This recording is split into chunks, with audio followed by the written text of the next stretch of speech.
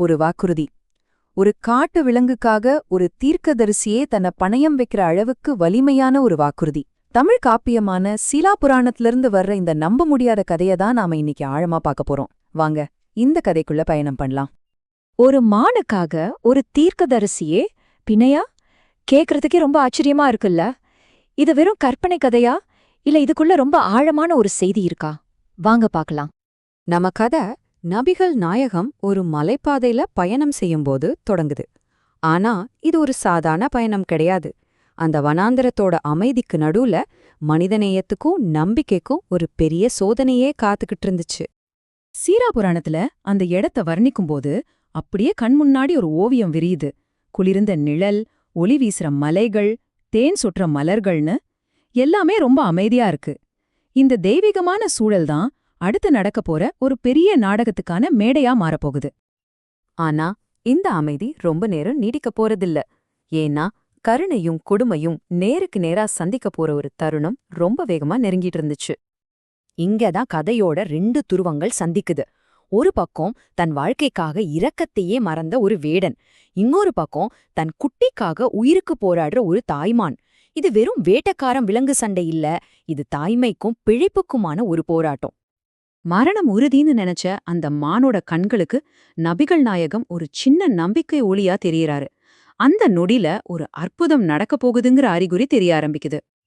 இதுதான் கதையோட ஒரு ஆச்சரியமான திருப்பம். வலையில சிக்கியிருந்த அந்த மான் தன்னோட வேதனைய மனுஷங்க பேசுற மொழியில சொல்ல ஆரம்பிக்குது. இயற்கையோட விதிகளையே மீறி ஒரு தாயோட பாசம் பேச ஆரம்பிக்குது. அந்த தாய்மானோட கோரிக்கையில 2 விஷயம் இருக்கு. ஒன்னு, தன்னோட குட்டியோட பசிய போக்கணும். இன்னொன்னு, எவ்ளோ பெரிய ஆபத்து வந்தாலும் குடுத்த வாக்க காப்பாத்தணும். இது வெறும் விடுதலைக்கான கோரிக்கை இல்ல, இது நேர்மைக்கான ஒரு ஒப்பந்தம். இப்போ நீங்களே சொல்லுங்க, ஒரு காட்டு விலங்கு இப்படி ஒரு சத்தியம் பண்ணா நாம நம்புவோமா? அந்த வேடனை மாதிரியே நமக்கும் தோணும். சாவ காத்துக்கிட்டு இருக்குன்னு தெரிஞ்சும் ஒரு விலங்கு திரும்பி வருமா? தர்க்கப்படி பார்த்தா இது ஒரு முட்டாள்தனமான நம்பிக்கை. ஆனா இந்த கதை தர்க்கத்தை நம்பி நகரல. இங்கதாங்க கதையோட முக்கியமான திருப்புமுனை வருது. நபிகள் நாயகத்தோட கருணை சாதாரண மனுஷங்களோட அறிவுக்கு எட்டாத ஒரு வேலையை செய்ய சொல்லி அவரை தூண்டுது. அவர் இனிமேல் வெறும் பார்வையாளரா இருக்க போறதில்ல. அந்த மானோட கண்ணீர்ல நபிகள் நாயகம் ஒரு தாயோட வேதனைய பார்த்தாரு. அவரோட இதயம் கருணையால நெறிஞ்சு போச்சு. உடனே அந்த மானுக்காக பேச முடிவெடுக்கிறார். முதல்ல பிணை அல்லது கேரண்டார்னா என்னன்னு நம்ம தெளிவா புரிஞ்சுக்கணும். இது அடுத்தவங்களோட ஒரு வார்த்தைக்காக நம்ம சுதந்திரத்தையே பணயம் வைக்கிற ஒரு மிகப்பெரிய பொறுப்பு. நபிகள் நாயகம் அந்த பெரிய பொறுப்பை எடுக்க தயாராகிறாரு. இந்த வார்த்தைகளோட கனத்தை யோசிச்சு பாருங்க. நான் பிணையாக நிற்கிறேன். ஒரு மானோட சொல்லுக்காக ஒரு தீர்க்கதரிசி தன்னோட சுதந்திரத்தை, ஏன் தன்னோட உயிரையே கூட பணயம் வைக்கிறாரு. இதுதான் கருணையோட உச்சகட்டம். இங்க 2 உலக பார்வை ஒன்னோட ஒன்னு மோதுது. ஒன்னு கண்ணால பாக்குறது கூட உண்மையா இருக்காதுங்கிற வேடனோட அவநம்பிக்கை. இன்னொன்னு இதயத்திலிருந்து வர்ற வாக்குறுதி கண்டிப்பா நிறைவேறும்ங்கிற நபிகளாரோட நம்பிக்கை. இந்த மோதுதல்ல எது ஜெயிக்க போகுது? வேடனோட சந்தேகத்தை உடைக்க நபிகள் நாயகம் இன்னும் ஒரு படி மேல போறாரு. ஒருவேளை அந்த மான் திரும்பி வரலன்னா அதுக்கு பதிலா நான் உனக்கு 2 மான்களை தரேன்னு சொல்றாரு. இப்போ இது வெறும் நம்பிக்கை சம்பந்தப்பட்ட விஷயம் இல்ல, இது ஒரு உறுதியான ஒப்பந்தமா மாறுது. நபிகள் நாயகத்தோட இந்த தன்னலமற்ற செயல் அந்த வேடனோட கல் நெஞ்சத்தை கொஞ்சம் கொஞ்சமா உருக்க ஆரம்பிக்குது. அவன் தன்னோட வாழ்நாள்ல இப்படி ஒரு மனுஷனை பார்த்ததே இல்ல. ஒருத்தரோட மனசு மாறுறதுங்கிறது ஒரே நிமிஷத்துல நடக்காது இல்லையா? அதுக்கு சில படிகள் இருக்கு. அவநம்பிக்கை, அப்புறம் ஆச்சரியம், அப்புறம் சிந்தனை, கடைசியா உண்மையை ஏத்துக்கிறது. இந்த வேடனோட மனமாற்றம் கருணைக்கு எவ்ளோ பெரிய சக்தி இருக்குங்கிறதுக்கு ஒரு பெரிய சாட்சி. நபிகள் நாயகத்தோட உறுதிய பார்த்து அந்த வேடனுக்கு வாயடிச்சு போகுது. அவனோட தர்க்கம் தோத்து நம்பிக்கை ஜெயிக்குது. உடனே அவன் அந்த மானோட கட்டுகளை அவிழ்த்து விட்டுடுறான்.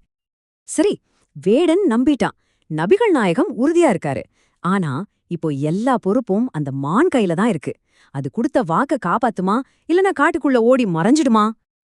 அந்த மான் ஒரு நிமிஷம் கூட வீணாக்கல. தன் குட்டிக்கு பாலூட்டின அடுத்த கணமே அது மரணத்தை நோக்கி திரும்பி ஓட ஆரம்பிக்குது. ஒவ்வொரு நொடியும் அது தான் வாக்குறுதியை நிறைவேற்றுறதுக்காகவே ஓடுச்சு. தன்னோட கூட்டத்துக்கிட்ட அந்த மான் என்ன சொல்லுது தெரியுமா? நான் இறைவனோட தூதர்கிட்ட வாக்கு கொடுத்திருக்கேன், அதை எப்படி மீற முடியும்னு கேக்குது. இங்கே அந்த மான் வெறும் விலங்கா இல்லாம நேர்மையோட ஒரு சின்னமாவே மாறிடுது. வேடனால தன்னோட கண்ணையே நம்ப முடியல. அவன் இத்தனை நாளா நம்பின எல்லாமே தப்புன்னு அந்த ஒரு நொடியில புரியுது. ஒரு காட்டு விலங்கு மரணத்தை நோக்கி திரும்பி வந்திருக்கு. இது அவனால கற்பனை கூட பண்ணி பார்க்க முடியாத ஒரு விஷயம். ஒரு வாக்குறுதி, ஒரு பிணை, ஒரு மனமாற்றம். இந்த தொடர் நிகழ்வுகளோட முடிவுல கொடுமை தோத்து கருணை ஜெயிச்சது.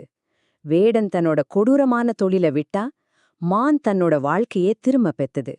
இது வெறும் கதை முடிவில்ல, ஒரு புதிய வாழ்க்கையோட தொடக்கம். ஆக இந்த கதை வெறும் மான், வேடன், தீர்க்கதரிசியோட முடியல. இது நம்ம ஒவ்வொருத்தர பத்தியம்தான். நம்மளோட ஒரு நேர்மையான செயல், ஒரு வாக்குறுதி நம்மள சுத்தி இருக்கிற ஒருத்தரோட மனசையே மாத்தலாம். நீங்க காப்பாத்துற எந்த ஒரு சின்ன வாக்குறுதி இந்த உலகத்தை இன்னும் கொஞ்சம் அழகாக்கும்னு நினைக்கிறீங்க? யோசிங்க. மீண்டும் சந்திப்போம்.